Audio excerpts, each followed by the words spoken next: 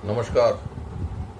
Observations with experience के इस YouTube channel पर आपका स्वागत है। मैं हूं आपका मित्र असीम सक्सेना। कहा जाता है कि इतिहास हमको अनुभव देता है दोबारा वैसी गलतियां ना करने की। हम अनजाने में गलतियां कर जाते हैं, बाद में पता चलता है कि जो कुछ भी हमने किया वो तो गलत ट्रैक पे चला गया। हमारा मन में भाव ऐसा नहीं था, लेकिन हम यहाँ पे कलंकित हो गए।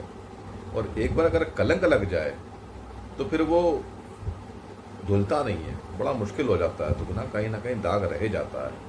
वो तो टीवी के ऐड होते हैं कि दाग अच्छे होते हैं, जनरली चरित्र पे अगर दाग लग जाए तो बड़ा नुकसानदेह होता है।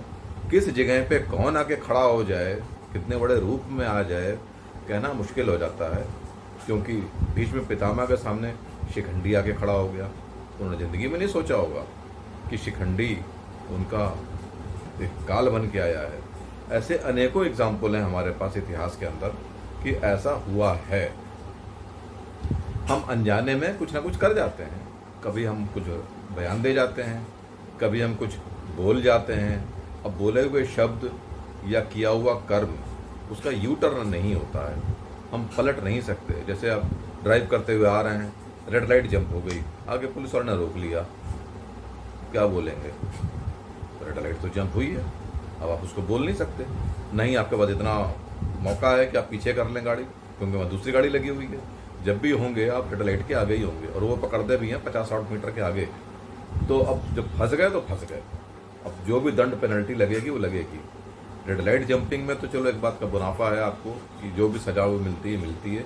अगली बार रेड लाइट जंप ना करने की आप कसम खा लेते हैं, रेड लाइट जंप नहीं करते हैं। लेकिन कुछ काम ऐसे होते हैं जो सोशल मीडिया के अंदर आ जाते हैं। सोशल मीडिया का जो प्रचार है इस वक्त बड़ा नुकसानदेह है। हमने कई ऐसे वीडियो देखे हैं कि कोई रिश्वत लेता हुआ व्यक्ति पकड़ा गया, वायरल हो गया, बेचारे को सस्पेंड करना पड़ता है, अधिकारी को करना मजबूरी हो जाती है।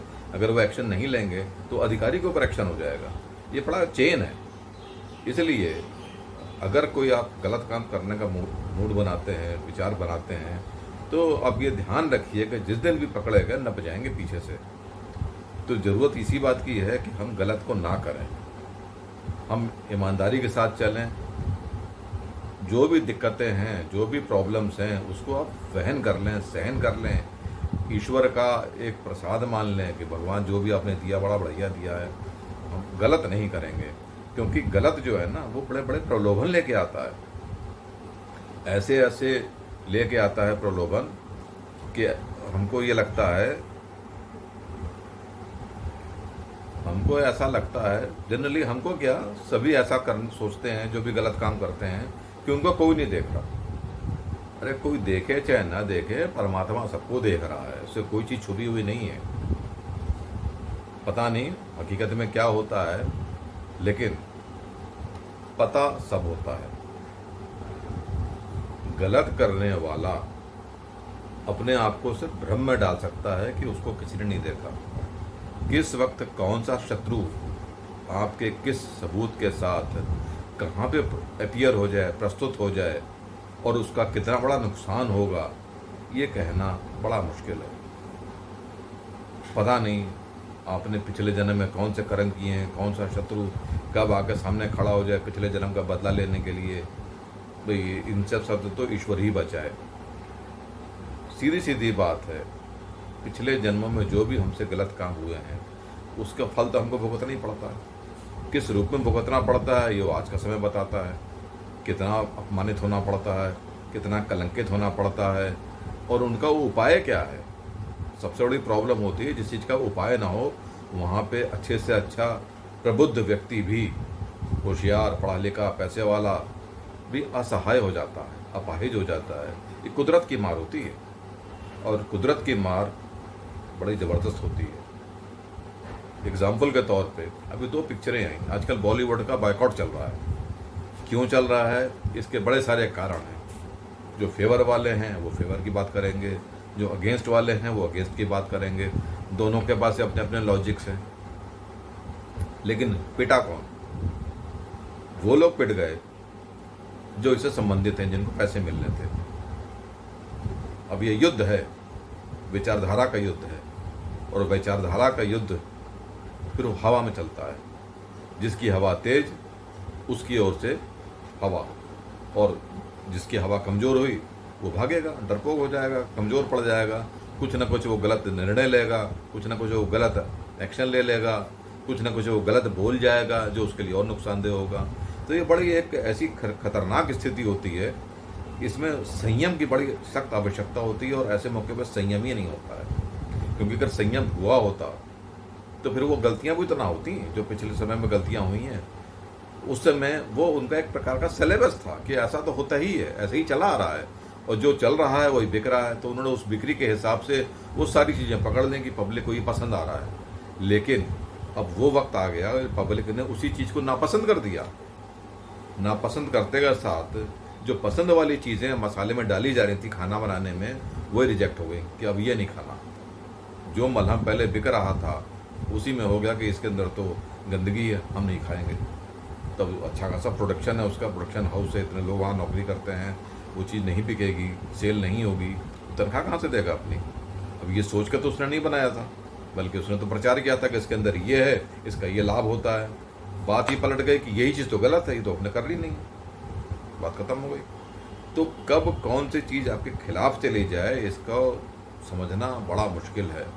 कुदरत से डरना चाहिए, कुदरत के सामने नतमस्तक रहना चाहिए, कुदरत के ही सामने समर्पित रहना चाहिए कि हे भगवान, हमसे कोई भी गलत काम ना हो, अगर होता भी हो तो हमको बचा लेना, हमको गलत काम मत करने देना। पिक्चरों का बायकॉट अपने आप में ही इतना खतरनाक शब्द है कि किसी भी हाथी को मार दे, कितने से बड़ा शारीरिक बलशाली वाला आदमी क्यों ना हो, बायकॉट शब्द। और बायकॉट में ये वैसे ही है जैसे कृष्ण भगवान ने अपनी उंगली से पर्वत उठा लिया था, उसके अंदर कई लोगों ने लाठियां लगा रखी थी। अब ये बायकॉट भी एक प्रकार का पर्वत है, जिसमें पता नहीं सोशल मीडिया में कितने लोगों ने लाठियां लगा रखी हैं। इसका इम्पैक्ट कितना खतरनाक है, पूरे देश में इसका प्रभाव देखा। कोई जानता नहीं है किसी एक दूसरे को, लेकिन उसका प्रभाव आप देख लें। बायकॉट हो गया तो एक तो पिट गया, दूसरा जीत गया कि हमने बायकॉट कर दिया।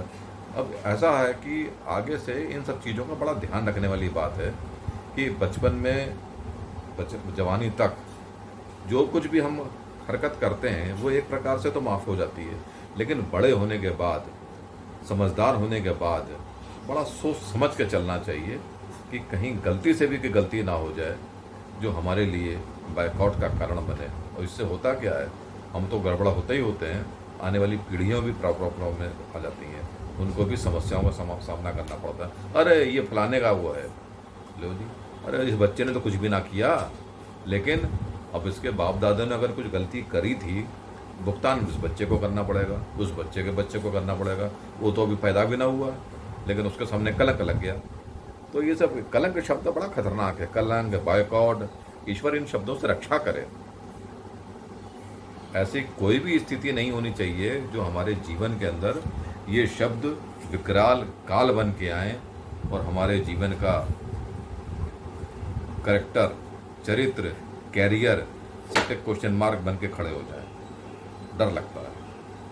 हम सबको इस बात का ध्यान रखना चाहिए कि हम अपने कर्मों में इस प्रकार से कोई भी हरकत ना करें, जानबूझ के चाहे अनजाने में, कि बायकॉट या इस प्रकार का कोई भी शब्द हमारे लिए दुविधा का कारण बने। यहाँ तक देखने के लिए बहुत बहुत शुक्रिया।